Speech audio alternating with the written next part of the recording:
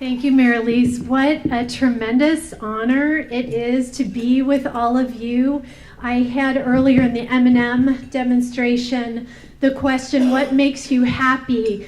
This makes me so happy to be in a room full of people who are committed to what I believe to be the most important work in the entire world, bringing families and schools and communities together around children's social and emotional development. That's where it's at for me, and I love being with all of you and learning about your amazing work. Today, I had the great opportunity of going to 2 of the Tauck-funded sites, to New Beginnings this morning, followed by Achievement First. And there was so much richness that I know the plane ride back home is going to be spent writing notes, taking notes on all the amazing golden nuggets I found in those schools with my brief visits today. But one thing stuck out that really impressed me among the many, and that was the diversity I saw in implementation. Each of the sites that have grown this passion and created a theory of change have done it in their own deeply personal way. And I think it's a really nice jumping off point to start to think about parenting. The way that we as parents support kids' social and emotional development is as different as every family in the world, right? It looks very differently. How many of you in this room not only bring your professional hat, but also are parents? Yeah. Grandparents too, absolutely, and we are always parents. So if you're of adult children, you count too. I, as Marilise said, I worked in schools for most of my 20-year career, and when I became a parent, as I'm sure your life changed, my life changed, and I felt like in order to be authentic in my work, I would have to really go to work on myself, my own social emotional competence in my parenting, and that really became the focus of my career and how Confident Parents, Confident Kids came about.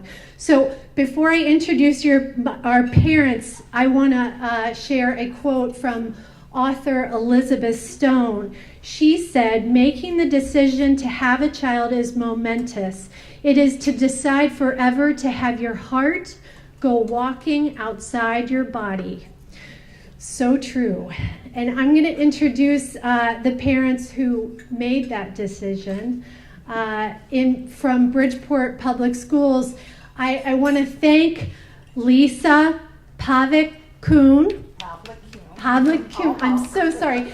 Who's the Parent Center Coordinator from Bridgeport Public Schools, who recruited some parents to come and talk with us to get us started on our dialogue. So come on up.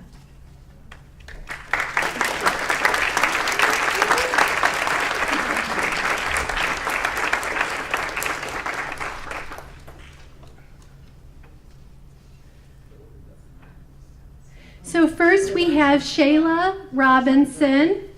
She has 2 children, one in pre-K and one in 6th grade.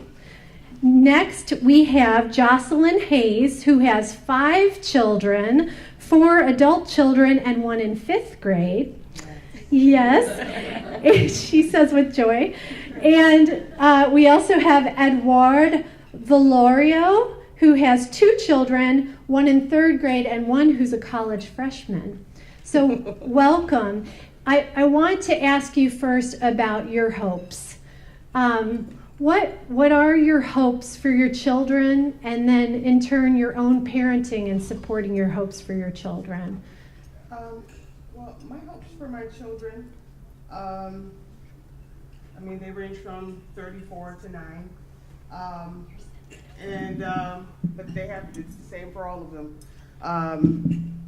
That they will be, kind and compassionate people.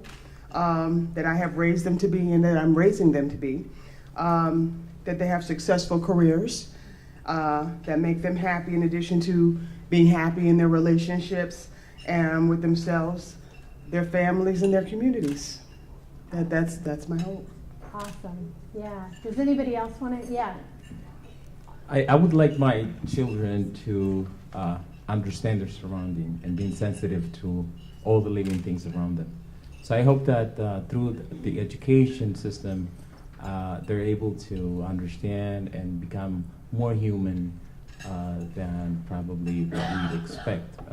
So I want them to feel free, and I want them to be as happy as they can with our environment.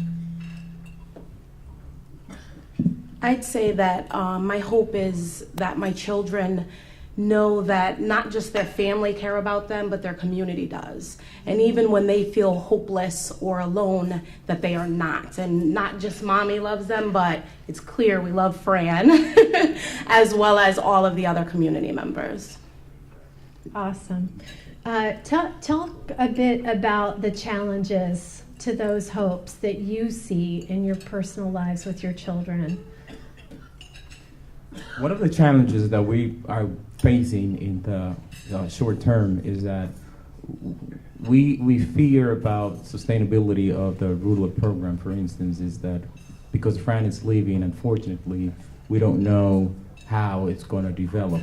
So we think that this has been a positive program for our kids. My child is developing a way of understanding her emotions.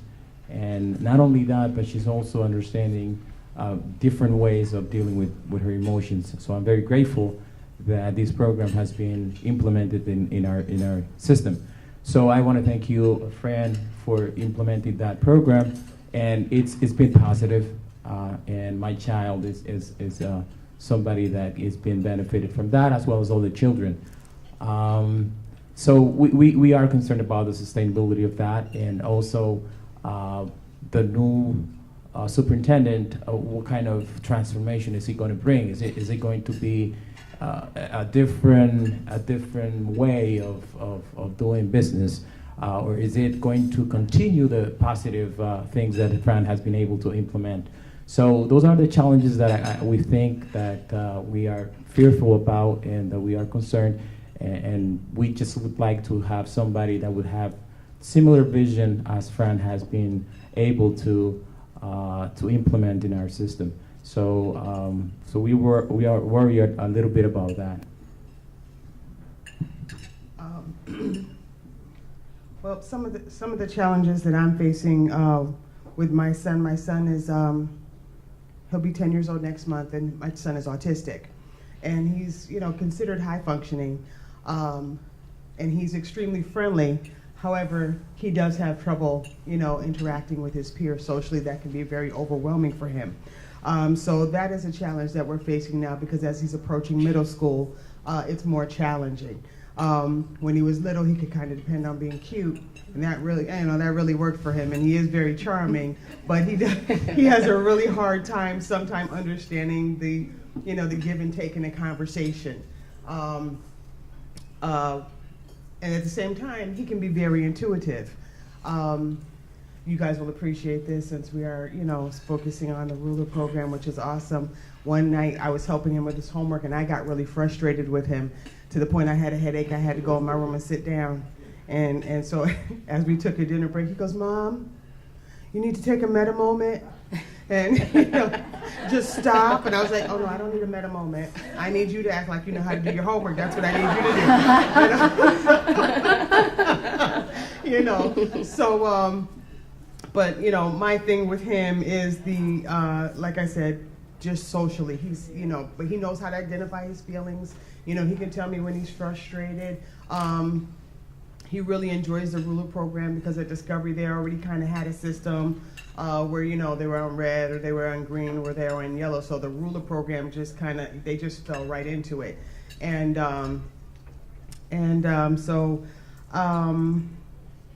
but he's a very kind boy, very compassionate.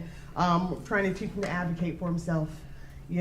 speaking up, because that's really difficult for him, because he's not shy, but expressing his feelings when he's angry or anything, he has a tendency to kind of withdraw rather than speak up. So trying to give him those opportunities and help him to find those words so that he can, successfully interact with his peers. I am hearing that he's bringing home strategies and that he's maybe teaching you about the strategies, like how do you know about a That's meta right. moment, right? That's Yeah. right, exactly. So that's pretty awesome Yeah, it is. to It learn is. from your child. I learn from him all the time, and he's, when I grow up, I want to be like him. Aw, I love it. Shayla, do you have a challenge you want to share? The challenges that I'm facing, having an 11-year-old and a 4-year-old, my 4-year-old who didn't start speaking until he was 3, is expressing himself way more with his words. He too is autistic, but he's, a high functioning autistic. So he's transferring over to kindergarten, and he gets in his spasms is what we like to call them. And he'll go, "Mom," and he does this. And I'm like, "What's the matter, Caden?" And he says, "I'm on red, I'm on red, I'm on red, I'm on red, I'm on red, I'm on green, Mom, I'm on green, I'm on green." And I love it because, again, he didn't say mama till 3. So for him now to be 4, and I'm gonna get emotional about it, to be 4 and able to just express himself using those 4 colors is breathtaking. So it's a challenge taking it to kindergarten, and as Edward said, with Fran leaving, we don't know what's going to happen to the ruler program. We do hope it, continues, and I'm going to continue it now that I know, and I know how to use it because it does help him. So he has a way to go to get to 10 and 11. We have our own challenges with that, but the ruler program helps him a lot. So If he's using it when he's emotionally hijacked, that means that not only has he experienced the lessons, but he's internalized it enough to use it in those moments. exactly. And how powerful, that's a gift that will last a lifetime. Exactly. Yeah, awesome. So you began the last question, which was, how have you seen, what evidence have you seen in your own life of the social and emotional learning in schools? I've already heard about the meta moment. I've heard about the mood meter. Is there other evidence that you're seeing in your children of the social and emotional learning emphasis in schools? My daughter, when she something bothered her, she kind of like, you can see her reaction, very angry, and now she's able to, when something she doesn't like, she's able to understand that she doesn't like it, but yet she doesn't react in such a way as before, very strong, very negative. So, she's learning how to cope with whatever she's feeling at that moment, and understanding that is very important for me because I know that this is a child that is developing in a healthy way, healthier than before, that she didn't know how to express herself. So I think that if we are able to teach children how to understand their feelings and how to cope with that in a good way, I think we are making a big difference in our society. Remember, Bridgeport is a big city, and we have a lot of different groups of people, different backgrounds and all that kind of stuff, and we have neighborhoods that are better than others, and there's all kinds of issues. So the school setting is a place where some of these kids have the only support that they can have in their lives. So we have to keep on bringing that kind of positive experience for them so they can grow healthier and they can become, positive entities in their society, in our community. Yeah. Yeah. That's, yeah. Thank you. Thank you. Are there any other comments on what you've seen in your children from their experience at school? Well, I mean, with Christopher, I've always tried to help him identify his feelings only because he had such a difficult time. He was speech delayed, and he did kind of want to resort to actions rather than talking, and we kind of made him do that. And so, and so we would always ask him to use his words, and if he didn't have the words, we gave him the words.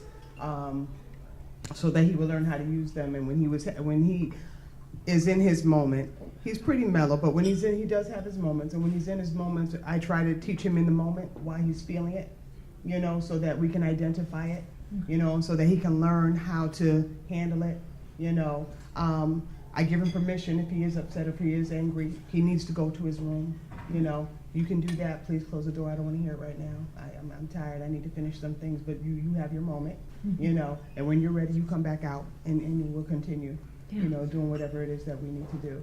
So, and I see that he, and like I said, I just got a kick out of telling me I needed the meta moment with that homework. I was like, I stopped. It made me stop.